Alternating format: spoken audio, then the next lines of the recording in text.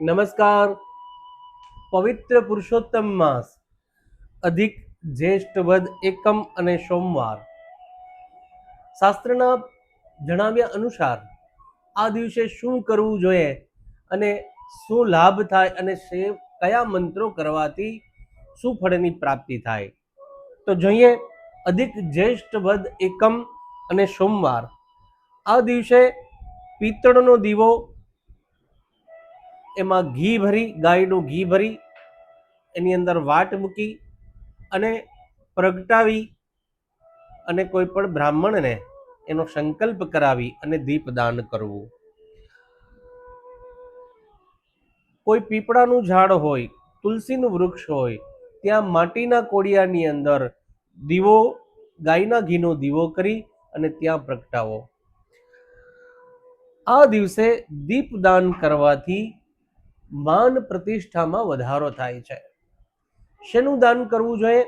બીજું, નજીકમાં કોઈ પણ મંદિર હોય, હવેલી હોય, ત્યાં નાગરવેલના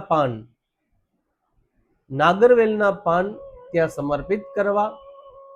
કોઈ તમારા મિત્રો હોય, સગા સંબંધીજનો હોય, બ્રાહ્મણો હોય, એ બધાને પાન ખવડાવવું.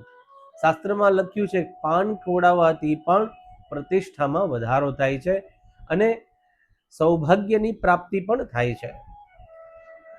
તો આ દિવસે પિત્તળના દીવાનું દાન અને નજીકના મંદિરમાં પાનનું દાન, મિત્રો, સગા સંબંધીજનો, હિતેચ્છુઓને પાન અવશ્ય ખવડાવો.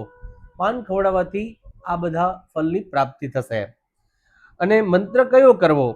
તો પુરુષોત્તમ શાસ્ત્રની અંદર આ મંત્ર આપેલો છે, ઓમ અનંત કીર્તિવાનાય નમઃ.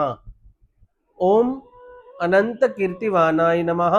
આ મંત્રનો 108 વખત જપ સોમવારના દિવસે કરવાથી માન, પ્રતિષ્ઠા, યશ અને કીર્તિની પ્રાપ્તિ થશે અને ભગવાન પુરુષોત્તમની પરમ કૃપા પ્રાપ્ત થશે.